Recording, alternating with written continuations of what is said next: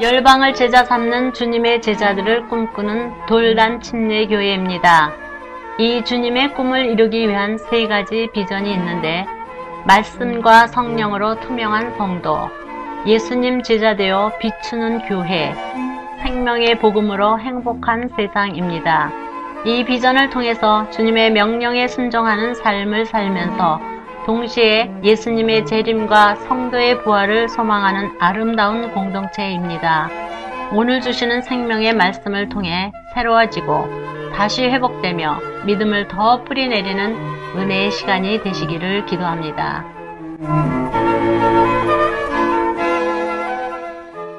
오늘은 골로새서 3장 15절에서 17절에 있는 말씀을 통해서 우리가 추수감사주의를 맞이해서 감사하는 사람이 됩시다 하는 제목으로 하나님의 말씀의 은혜를 누리기를 원합니다. 성경에 보면요, 우리를 향하여서 어떻게 말씀하시냐면 감사하는 자가 되라고 말씀을 하십니다. 이 말씀 왜 하실까요?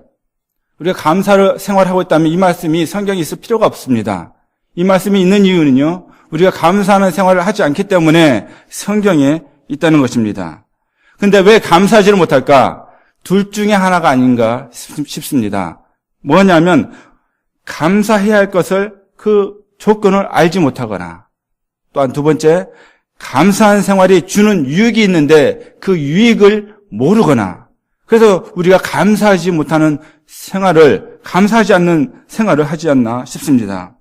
그래서 많은 사람들이 보면요, 감사하는 자가 아니라 불평하는 삶을 살고요, 원망하는 삶을 살아가는 것을 보게 됩니다. 뭔가 나에게 불평이 있어요. 뭔가 나에게 옛날에 아직 기억에 남는 그러한 걱정거리, 근심거리, 그러한 불평거리가 내가 가지고 살고 있다는 것이죠.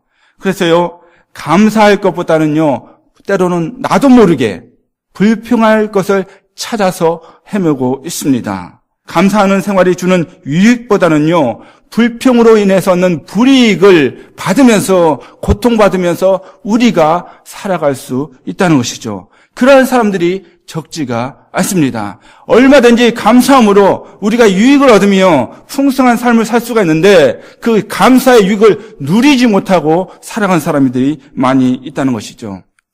우리가 잘 아는 마틴 루터 킹 목사님이 계십니다. 이분이요, 워싱턴시를 걸어가고 있었습니다. 마침 우연히 한 흑인 청소부와 맞닥뜨리게 됩니다. 근데 이 흑인 청소부는요, 그냥 욕설을 퍼부면서 불평하면서 짜증을 내면서 그 거리를 청소를 하고 있었습니다.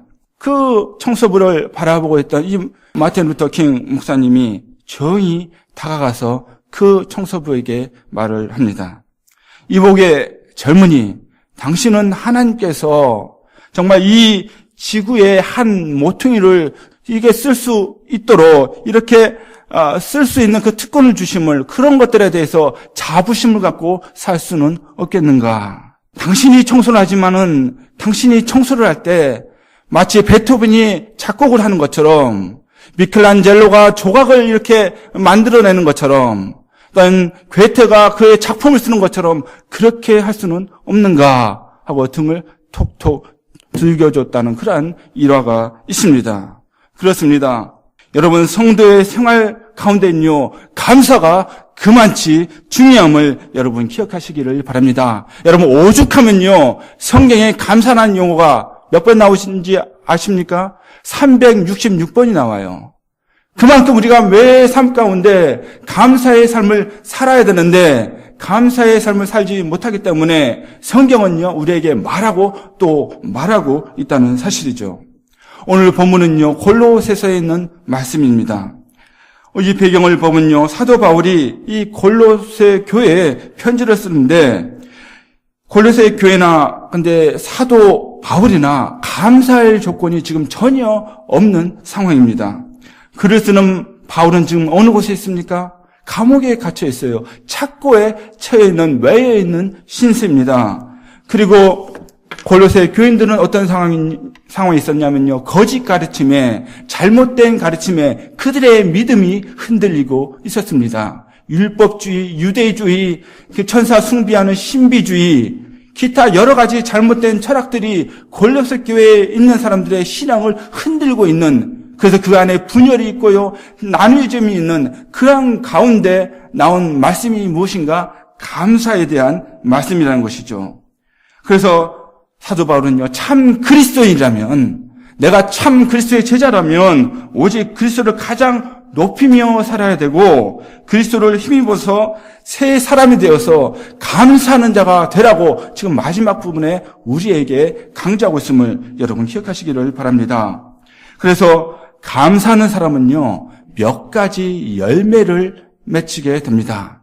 성령께서 열매를 맺히게 해 주시는데요, 무엇이냐면 첫 번째로요, 감사하는 사람은 평강을 위해서 살게 될 줄 믿습니다. 무엇을 위해서 살게 된다고요?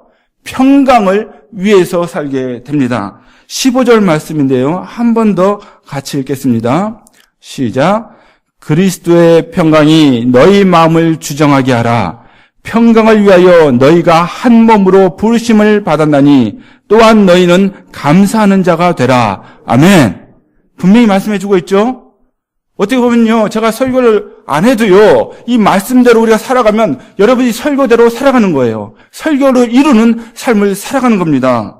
하나님께서 교회 공동체를 부르셨어요. 그 이유가 있는데 뭐라고요? 무엇을 위해서? 평강을 위해서, 평화를 위해서, 화목을 위해서 우리를 부르셨음을 여러분 기억하시기를 바랍니다. 15절 하반절에 보면요, 너희가 한 몸으로 부르심을 받았다고 말씀을 해주고 있습니다. 한 몸이 무엇입니까? 한 몸? 한 몸이 바로 교회입니다. 하나님이 교회로 부르실 때요, 어떤 병든 몸으로 부르신 게 아니고, 찢기신 몸으로 부르신 게 아니고, 어떤 절단되어지고 나누어지는 그런 몸으로 부르신 게 아니고, 한 몸으로 부르셨음을 여러분 기억하시기를 바랍니다. 그래서요, 우리는 교회가 한 몸 될 수 있도록 우리는 하나님 앞에 나아가야 돼요. 한 교회 우리가 다 지체입니다. 한 부분들이에요. 다 중요한 부분들이에요. 그런데 서로 조화를 이루고요, 서로를 더 존귀히 여기는 가운데 우리가 한 몸이 되는 줄 믿습니다. 하나님이 그렇게 우리를 부르셨다는 사실입니다. 그래서 한 몸이 평강을 누리려면 중요한 건 무엇입니까? 머리가 예수 그리스도예요. 예수 그리스도께서 원하신 대로 순종하며 따라간다면 이 몸은 유기적으로 한 몸이 될 줄 믿습니다. 그래서요, 그리스도의 말씀을 잘 따라야 돼요. 그래서 참 제자라면요, 무엇입니까? 예수님의 말씀을 순종하는 사람이에요. 복잡하게 얘기할 필요가 없습니다. 예수님께서 원하시는 대로 그 마음을 읽어서 그 마음이 가는 대로 우리의 마음도 가고 우리의 손도 가고 우리의 발도 가면요, 우리의 교회는 주님께서 원하시는 평강을 이루는 교회가 될 줄 믿습니다. 여러분, 어떻게 되었든지 내가 어떤 상황이 있든지 말씀대로 살면요, 우리가 한 몸이고 그 한 몸은요, 건강한 한 몸이 될 수 있는 줄 믿습니다. 그 몸은 무엇을 위해서 산다고요? 평화를 위해서 살아야 된다는 것이죠. 무엇을 위해서 산다고요? 평화를 위해서 사는 한 몸이 되어야 될 줄 믿습니다. 그래서 로마서 12장 18절 말씀 함께 읽겠습니다. 시작. 할 수 있거든 너희로서는 모든 사람으로 더불어 평화하라. 아멘. 여러분, 여기 할 수 있거든이 그래도 좀 위안이 됩니다. 그렇죠? 좀 위안이 됐어요. 모든 사람으로 더불어서 이 평화를 누린다는 건 쉽지가 않잖아요. 이 사람으로서 예수님은 하실 수 있을 것 같아요. 그렇지만 우리 인간의 육신을 입고서 이것은 쉬운 문제가 아닙니다. 그러니까 할 수 있거든, 내 능력이 다하고 너가 기도하는 가운데 할 수만 있다면 어떻게 하라고요? 모든 사람으로 더불어서 화목하라, 화평을 이루라, 평화하라고 성경은 우리에게 말씀해주고 있습니다. 그런데요, 몸된 교회가 평강하려면 지체된 성도 한 사람 한 사람이 먼저 그리스도의 평강이 나를 주장하도록 힘을 써야 합니다. 내 안에 평강이 없고 내 안에 평화가 없는데요, 누구와 평화를 나눈다, 누구와 평강을 한다, 그것은요, 표면적인 것일 뿐이지 나중에 깨어질 수밖에 없는 그런 평강이라는 것이죠. 깨어질 수밖에 없는 평화라는 것입니다. 그래서 진정한 평화를 누리려면 내가 먼저 그리스도의 평화를 맛보아야 될 줄 믿습니다. 그리스도의 평강을 내가 체험을 해야 합니다. 평화의 마음이 나를 주장하도록 내가 힘써야 될 줄 믿습니다. 여러분, 이 교회에 나오시는 분들을 보면요, 제가 한국에서나 미국에서나 이렇게 사역할 때 보면 아무 일 없는 것처럼 교회에 나오시는 분들이 계세요. 얼굴을 보면 굉장히 밝아요. 얘기도 잘 합니다. 그런데요, 그 마음을 보면요, 좀 나중에 가서 기도하다가 그분들과 교제를 나누다 보면요, 속은 썩을 대로 썩어 있고요, 어떻게 해야 될지 못할 그런 관계 가운데 사는 분들이 있음을 발견하게 됩니다. 그걸 겉으로 표현을 못하는 거예요. 다른 사람한테까지 그것을 내가 표현하며 살 이유는 없으니까. 근데 교회에 와서는 다른 사람과 교제를 잘 합니다. 여러분, 우리가 내 안에 문제를 갖고 그렇게 살아간다면요, 나중에는 결국 교회 생활도 평안히 할 수 없다는 사실입니다. 그래서 어떤 문제에 부딪혀 내가 살아가고 있다면, 남모를 어떤 문제에 부딪혀 내가 살아가고 있다면, 여러분, 근심과 걱정과 염려가 나를 주장하지 못하게 하도록 여러분 힘쓰시기를 바랍니다. 그러면 어떻게 해야 됩니까? 그리스도의 평강이 나를 이끌도록, 나를 이끄시도록 우리가 힘을 써야 된다는 것이죠. 우리가 영적으로 힘을 써야 합니다. 여러분, 세상에서도요, 평안을 이야기합니다. 교회에서만 평안을 이야기하는 것이 아니에요. 세상에서 또 평안을 이야기합니다.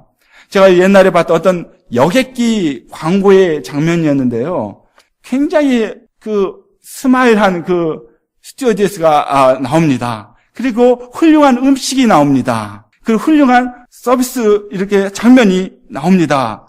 그러면서 편안합니다. 여러분들이 좋은 음식을 먹을 수 있습니다 하면서 어떤 굉장한 평안함을 주는 것처럼 광고를 합니다. 그래서요, 보통 세상 사람들이 그래서 평안을 얘기할 때는 어떤 잘 먹고 잘 입고 잘 살고 그런 것들을 어떤 평안의 기준, 평강의 기준으로 삼지 않나 싶습니다. 그러니까 여객기 광고할 때도 그런 것들을 집중해서 보여주는 거죠. 여러분, 그러나 이러한 것들 때문에 얻는 평안은요, 진정한 평안이 아니라는 거예요. 언제든지요, 깨어질 수 있는 평안이라는 것이죠. 사랑하는 성도 여러분, 그리스도의 평안은 바로 이러한 수준을 초월하는 평강임을 여러분 기억하시기를 바랍니다. 여러분, 내 생활이 어떠하든지 상관없어요. 내가 잘 먹든 또 못 먹든, 내가 훌륭한 집에 살든 아니면 초라한 집에 살든, 내가 멋있는 브랜드의 옷을 입든 아니면 평범한 옷을 입든 상관이 없습니다. 주님께서 나에게 여전히 주시는 평안, 그 평안이 참된 평안인 줄 믿습니다. 여러분, 그 평안을 사모하시길 바랍니다. 요한복음 14장 27절에요, 예수님께서 그 평안을 바로 우리에게 주신다고 약속을 해 주십니다. 함께 읽겠습니다. 시작. 평안을 너희에게 끼치노니 곧 나의 평안을 너희에게 주노라. 내가 너희에게 주는 것은 세상이 주는 것 같지 아니하니라. 너희는 마음에 근심도 말고 두려워하지도 말라. 아멘. 이 약속의 말씀을 믿으십니까? 여러분, 예수님께서요, 주신다고 하셨어요. 약속해 주셨습니다. 그러니까 우리는 뭐 하라고요? 근심하지 말라. 두려워하지 말라. 내가 너에게 평안을 줄 것이다. 왜요? 많은 사람들이 그러한 두려움과 근심 가운데 살아가기 때문에 우리의 모든 것을 지으신 예수 그리스도께서 아시기 때문에 우리에게 주시는 말씀인 줄 믿습니다. 그래서 그리스도의 평강이 내 마음을 주장하면요, 아무리 큰 문제도 작게 보이는 능력의 삶을 살아가야 될 줄 믿습니다. 그래서 우리는 하나님께서 주신, 예수님께서 주신 이 평강을 누리면서 살아야 될 줄 믿습니다. 이미 우리에게 주셨어요. 내게 없는 게 아니고 이미 주신 겁니다. 그럼 주신 것을 어떻게 해야 돼요? 누리면서 살아야 될 줄 믿습니다. 요한복음 16장 33절 말씀 함께 읽겠습니다. 시작. 이것을 너희에게 이름은 너희로 내 안에서 평안을 누리게 하려 함이라. 세상에서는 너희가 환난을 당하나 담대하라. 내가 세상을 이겼노라 하시니라. 아멘.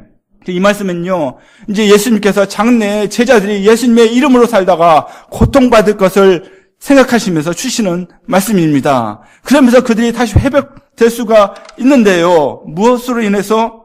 바로 예수님께서 세상을 이기신 분이기 때문에 바로 주님을 따라가는 제자들이 세상 가운데 고통을 받을 것이지만은 주님께서 주시는 평안 가운데 분명히 이길 수 있다는 그러한 회복의 말씀이기도 합니다. 여러분, 그런데요, 이 평강의 마음은 무엇과 밀접한 관계가 있는 줄 아십니까? 바로 감사하는 마음과 밀접한 관계가 있다는 거예요. 이 평강의 마음은요, 감사하는 마음이 있으면 모든 사람이 이 평강의 마음을 누릴 수 있다는 것입니다. 그리스도의 평강은요, 그리스도에 대한 감사가 넘치는 사람에게 주어지기 때문입니다. 예수 그리스도의 구원의 은혜를 감사하는 사람은요, 인생에서 가장 중요한 구원을 받았기 때문에 이제 더 바랄 것이 없습니다. 그래서 하나님과 화목한 삶을 삽니다. 그리스도의 평강이 선물로 그 마음에 주어지게 된다는 것이죠. 여러분, 예수 그리스도의 구원의 은혜에 감사하는 사람은 다른 사람들에게도 감사하는 마음을 갖게 됩니다. 부모님에게도 이제 감사하게 됩니다. 그 속속에는 자식이 있어도 감사하게 됩니다. 내 형제와 이웃들의 존재만으로도 감사하게 된다는 것이죠. 부모님 살아 계시니 그것만으로 감사합니다. 내 아들 건강하게 정말 열심히 신실하게 착하게 이 세상 가운데 살아가니 참으로 감사합니다. 그것만으로도 감사할 수 있게 된다는 것이죠. 그래서 이웃과 화목하게 됩니다. 그리고 그리스도의 평강이 그 마음에 주어지게 되는 줄 믿습니다. 그 마음이, 그 평강이 넘치니까 세상 사람들이 보기에도 희한한 삶을 살아가게 됩니다. 세상 사람 보기에도 희한한 삶을 살아요. 고린도후서 6장 10절 말씀 함께 읽겠습니다. 시작. 근심하는 자 같으나 항상 기뻐하고 가난한 자 같으나 많은 사람을 부유하게 하고 아무것도 없는 자 같으나 모든 것을 가진 자로다. 아멘. 이것이요, 바로 참 제자로 살아가는 사람들의 모습이라는 거예요. 너무나 세상 사람 보기에는 이상합니다. 이 근심하는 것 같은데 분명히 문제가 있는데 항상 기뻐해요. 이상합니다. 가난해요. 분명히 가진 게 없어요. 정말 금방이라도 그 렌트비를 못 내서 쫓겨날 사람 같아요. 그런데요, 다른 사람을 부유하게 해요. 더 섬깁니다. 없는데 더 섬기는 경우가 있다는 것이죠. 아무것도 없지만요, 세상에 모든 것을 가진 것처럼 살아가는 사람이라는 것입니다. 이러한 삶이 바로 감사하는 자의 삶인 줄 믿습니다. 불평하는 사람은 절대 맛볼 수 없는 그러한 삶이라는 것이죠. 그래서 평강의 마음을 유지하고 싶다면, 사랑하는 성도 여러분, 이럴 때는 좀 무조건 감사하는 연습을 시작해 보시기를 바랍니다. 정말 무조건 그 말씀에 확신한다면, 예수 그리스도의 은혜가 나에게 임했다면 무조건 감사해 보는 연습을 시작해 보시기를 바랍니다. 여러분, 근본적으로는요, 하나님의 사랑에 감사하시길 바랍니다. 이것이 먼저예요. 예수님께서 허락하신 그 구원에 먼저 감사하시기를 바랍니다. 성령 하나님께서 지금도 나를 도우고 계심을 여러분 감사하시기를 바랍니다.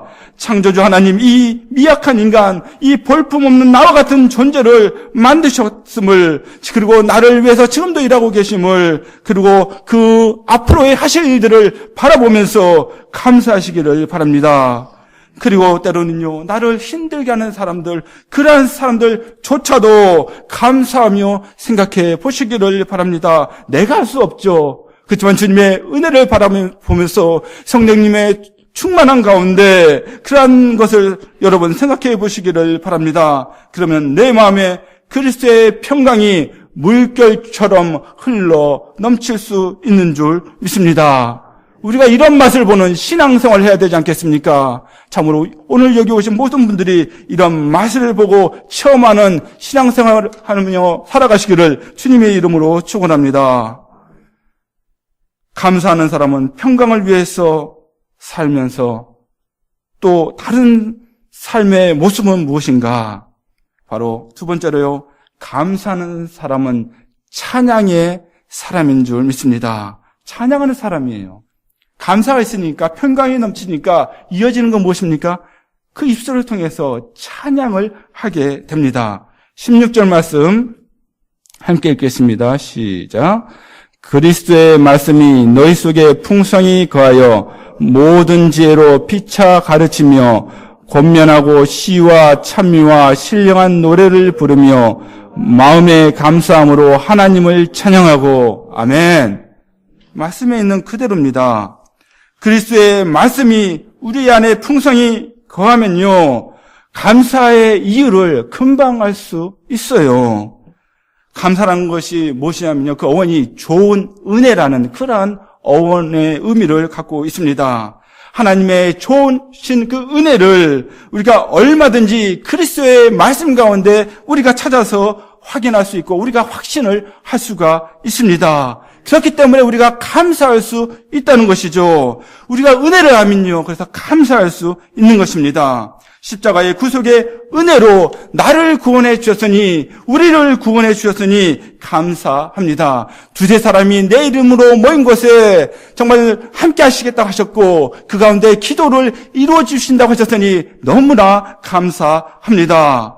그리고 우리를 결코 버리지 않겠다고 약속해 주시고요, 내가 항상 세상 끝날까지 함께 하시겠다고 약속해 주시니 또한 감사의 이유가 된다는 것이죠. 여러분, 이 세상의 끝이 아니고 저 세상에 저 천국을 우리에게 약속해 주셨으니 또한 우리가 감사할 수 있다는 것입니다. 이 말씀이 어디 있습니까? 성경에 말씀이 있지 않습니까? 우리에게 주신 약속의 말씀을, 그 은혜의 말씀을 내가 받아들이게 되면요, 내가 감사하게 될 수 있는 줄 믿습니다. 그래서요, 감사하는 사람들은요, 때로는요, 나도 모르게 콧노래가 나올 수 있어요. 예. 집에서 샤워하다가도 우리 콧노래가 나올 수가 있었습니다. 옛날에 제가 한국에 살 때는요, 이 학생 때 막 머리를 감으면서도요, 막 콧노래가 나와요. 찬송이 나옵니다. 그럼 저희 어머니가 제가 무슨 노래를 저렇게 하고 있나 그렇게 궁금해 하셨던 것 같아요. 여러분, 정말 감사가 넘치면요, 누가 시켜서가 아니고 누가 하래서가 아니고 감사하니까 다른 거 없어요. 감사하니까 그 은혜 때문에 찬양하게 되는 줄 믿습니다. 그럴 때는요, 찬양을 주저하지 마시기를 바랍니다. 주님께서 주시는 마음의 찬양입니다. 레이턴이라는 사람은요, 이렇게 말했습니다. 예수 그리스도의 사랑에 비하여 우리의 찬송은 얼마나 빈약한가. 너무나도 미약하다. 그러나 사랑은 벙어리가 아니다. 라는 이야기를 했습니다. 물론 성경에 있는 말씀은 아니지만요, 그가 우리가 정말 사랑을 한다면, 정말 누군가로부터 은혜를 받았다면 찬양하는 것이 정말 자연스럽게 나와야 된다는 것이죠. 내가 누구를 사랑해요? 연인들께 서로 사랑한다고 그래요? 표현이 없습니다. 말이 없어요. 그럼 우리가 어떻게 알아요? 알 수가 없지 않습니까? 내가 주님을 사랑한다면요, 내 입술 가운데 찬양이 자연스럽게 흘러나오게 되는 줄 믿습니다. 사랑은 말로 표현되어져야 합니다. 그 말이 곡조에 실리면 바로 그것이 찬양이 되는 겁니다. 오늘 읽었던 16절 말씀에 시와 찬미와 신령한 노래를 부르자고 말씀하고 있습니다. 시와 찬미와 신령한 노래는요, 하나님께서 받으시는 노래들입니다. 하나님의 사랑을 고백하고 그리스도의 은혜를 나타내고요, 영으로 부르는 감격적인 노래들입니다. 그런데 만일 내 마음에 불만과 불평이 꽉 차 있다면 하나님께 향기로운 찬양을 드릴 수 없다는 것이죠. 내 마음에 불평과 불만과 근심과 걱정이 차 있는데, 내 마음은 딴 곳에 가 있는데 찬양을 드릴 수 없는 거죠. 여러분, 이런 마음 가운데 찬양을 또 부를 수는 있겠죠. 예배 시간이니까 찬양 순서에 있으니까 찬양은 부를 수 있겠죠. 그러나 불러도 입술로 단지 따라 부르는 것에 불과할 뿐이라는 것입니다. 이러한 찬양을 하나님께서 여러분 어떻게 받으시겠습니까? 제가 믿기는요, 하나님께서 받지 않으십니다. 시편 100편 4절 말씀에 보시면요, 함께 읽겠습니다. 시작. 감사의 노래를 들으며 그 성문으로 들어가거라. 찬양의 노래를 부르며 그 뜰 안으로 들어가거라. 감사의 노래를 들으며 그 이름을 찬양하여라. 아멘. 이스라엘 백성들은 저 성전을 향해 올라가면서 그들은 노래를 불렀다고 합니다. 어떤 노래요? 감사의 노래, 감사의 찬양을 하며 주님의 성전을 향해서 나갔다는 것입니다. 사랑하는 성도 여러분, 주님 앞에 나왔다면, 예수님 앞에 나왔다면, 십자가 앞에 나왔다면 세상의 근심 걱정 다 내려놓으시기를 바랍니다. 그리고 감사의 조건을 생각해 보시길 바랍니다. 감사는 바로 주님께 올려드리는 놀라운 찬양이기 때문입니다. 여러분, 그러한 찬양을 올려드리시기를 바랍니다. 감사의 찬양을 마음껏 올려드리는 그 인생을 우리 주님께서 원하십니다. 오늘 말씀 마친 다음에 나의 구원하신 주 감사는 찬양을 우리가 부르게 될 텐데 그 내용은 어떤 내용이에요? 우리가 기쁠 때나 슬플 때나 언제나 감사한다는 그런 내용이 아닙니까? 사랑하는 성도 여러분, 하나님께 감사 찬양으로 마음껏 올려드리는 인생이 되시기를 바랍니다. 그 찬양이, 그 감사 찬양이 날마다 이어지는 복된 인생이 되시기를 주님의 이름으로 축원합니다. 감사하는 사람은 그 마음에 평강이 넘친다고 말씀을 드렸습니다. 그리고 자연스럽게 그 입술에 찬양이 넘칩니다. 이러한 풍성한 삶, 행복한 삶을 원하신다면 사랑하는 성도 여러분, 모든 일에 감사하며 사시기를 바랍니다. 17절 말씀 함께 읽겠습니다. 시작. 또 무엇을 하든지 말에나 일에나 다 주 예수의 이름으로 하고 그를 힘입어 하나님 아버지께 감사하라. 아멘. 여기 17절 말씀을 보시면요. 어떻게 해요? 무엇을 하든지 감사하라고 말씀하고 있는 것을 여러분 기억하시기를 바랍니다. 우리의 말이나 일이나 행동이나 그 무엇이든지 예수님의 이름으로, 예수 그리스도의 이름으로 하라고 명령을 하고 있습니다.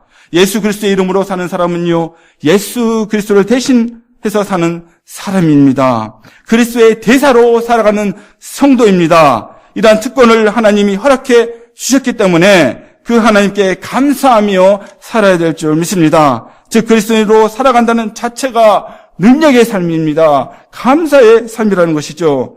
그래서 우리는 예수님의 제자로 살아가는 동안에 항상 감사하는 삶을 살아야 될 줄 믿습니다. 특별히 무엇을 하든지 감사해야 합니다. 왜요? 데살로니가 전서 5장 18절에 있는 말씀처럼 이것은 우리를 향한 하나님의 뜻이기 때문입니다. 우리가 하나님의 뜻대로 산다고 하죠. 성경에 분명히 나와 있어요. 그걸 우리가 무시하면서 살 뿐이지 성경에 분명히 하나님의 뜻이 나와 있습니다. 그 중에 하나가 뭐라고요? 감사하며 사는 삶인 줄 믿습니다. 성경 우리에게 범사에 감사하라고 말씀하고 있습니다. 참된 행복과 평안을 누리기 원하신다면요, 우리가 흔히 말하는 지능지수가 있죠. 어떤 감성지수를 얘기하는데 그것보다도요, 우리는 새로운 지수, 감사지수를 높이는 삶을 살기를 원합니다. 사랑하는 성도 여러분, 이런 감사지수가 1부터 100이 있다면 여러분 지금 어느 정도에 속해 있다고 여러분 생각을 하십니까? 낮은 지수에 있습니까? 가운데 지수에 있습니까? 아니면 높은 지수에 있습니까? 여러분 한번 기도 가운데 생각을 해보시고 내가 정말 감사하지 못한 부분들이 있다면 정말 모든 것에 감사하는 여러분 되기를 주님의 이름으로 축원합니다. 여러분, 왜 우리가 이렇게 해야 되는가? 예수님도 감사하셨기 때문입니다. 우리의 모델이 되시는 예수님도 감사하셨기 때문에 우리도 감사 생활을 해야 될 줄 믿습니다. 말씀하시면서 하나님의 지혜에 감사하셨습니다. 죽은 나사로를 살리실 때도 감사 기도를 드리면서 나사로를 살려내셨습니다. 오병이어의 기적의 현장에서도요, 축사하시면서 감사하시면서 놀라운 기적을 베풀었음을 여러분 기억하시기를 바랍니다. 감사하는 생활에서 그치신 것이 아니라 감사의 중요성도 예수님께서는 말씀해 주셨습니다.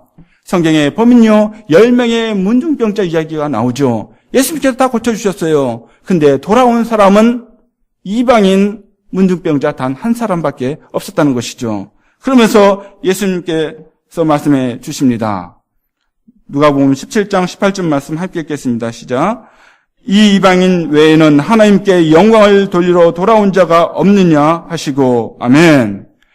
많은 사람들을 내가 고쳐줬는데 9은 어디 갔냐는 것이죠. 한 명은 와서 예수님께 엎드려서 감사하며 주님을 찬송하며 경배했는데 다른 나머지는 어딨냐는 말이죠. 이것이 무엇입니까?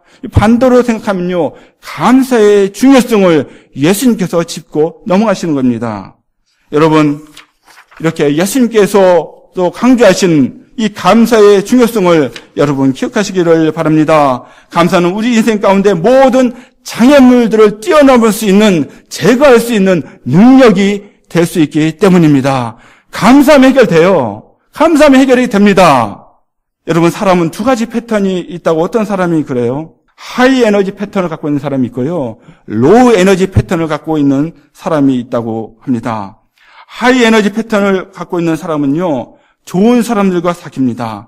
감사하는 사람이고요, 그리고 긍정적인 사람과 만남을 좋아한다고 합니다. 그러니까 이런 사람들은요, 집중력도 생기고요, 공부도 사업도 잘 되고 어떠한 질병도 이겨내는 삶을 산다고 합니다.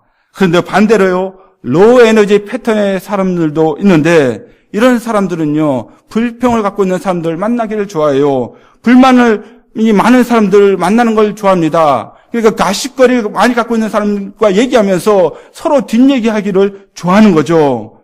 이런 사람들 어떻게 되는지 아십니까? 하는 일이 잘 안 됩니다. 잘 되다가도 나중에 꼬일 수가 있다는 것이죠. 왜요? 말이 화근이 돼서. 그리고요, 항상 그 마음에 불평불만이 있고 그 잘못된 것들에 대해서 비판하는 것을 좋아하니까 병에도 잘 걸릴 수 있다는 것입니다. 민수기 21장에 보면 출애굽한 이스라엘 백성들이 이야기가 나오는데요. 여러분, 출애굽했을 때 이스라엘 백성들만 나온 것이 아닙니다. 그 가운데 외국인들도 끼어 있었어요. 외국인들이 끼어 있었는데 그들이 부축입니다. 어떻게 해요?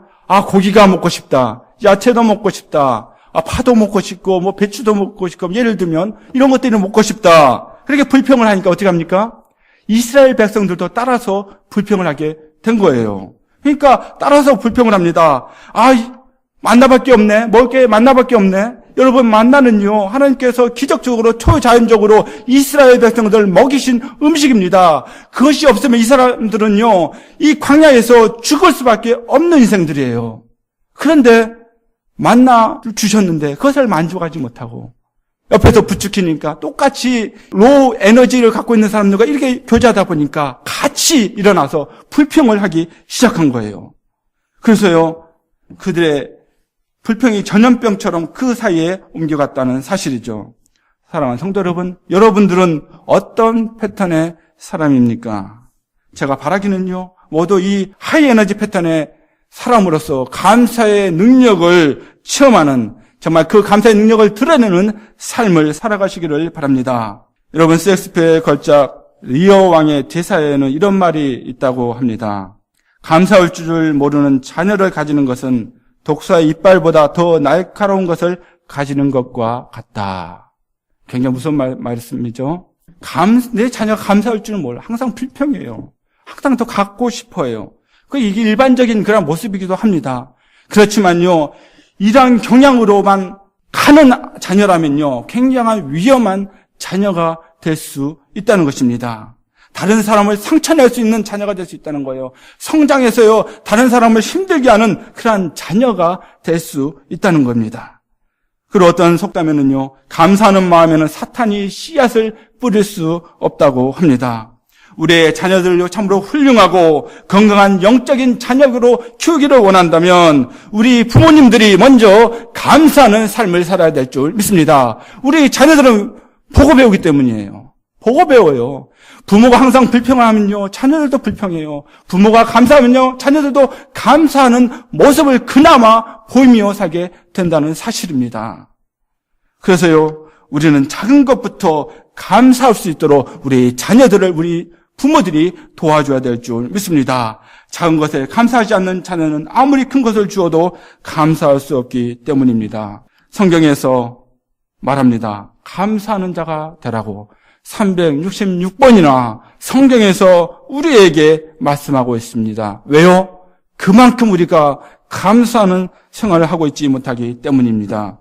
이스라엘 사람들이 하나님으로부터 수많은 감사의 조건이 있었지만은 한 가지 그 불평의 조건 때문에 그들이 불평하고 살았습니다. 우리도 때로는요, 별반 다르지 않을 수 있다는 것이죠. 사랑하는 성도 여러분, 참으로 참 제자의 삶을 살길 원한다면 우리는 성령 충만한 가운데 달라져야 될 줄 믿습니다. 죄에서 나를 구원하신 예수 그리스도의 은혜에 깊이 감사한다면 우리 삶 가운데 열매가 드러나게 될 줄 믿습니다. 예수님께서 평화를 사랑하신 것처럼 내가 평화를 사랑하고 다른 사람에게 평화를 끼치는 평강을 위해서 사는 우리의 삶이 되어야 될 줄 믿습니다. 참으로 그 은혜에 감사하는 가운데 우리의 입으로 마음으로 하나님을 찬양하는 삶을 살아야 될 줄 믿습니다. 참으로 모든 일에 내가 이것저것 가리는 것이 아니고 정말 성령 충만한 가운데 모든 일에 감사하는 저와 여러분이 되기를 주님의 이름으로 축원합니다. 오늘도 말씀에 온전히 순종하셔서 풍성한 삶을 살아가시기를 기도합니다. 열방을 제자 삼는 주님의 제자들, 돌단 침례교회 예배 시간의 말씀이었습니다. 사랑합니다. 축복합니다.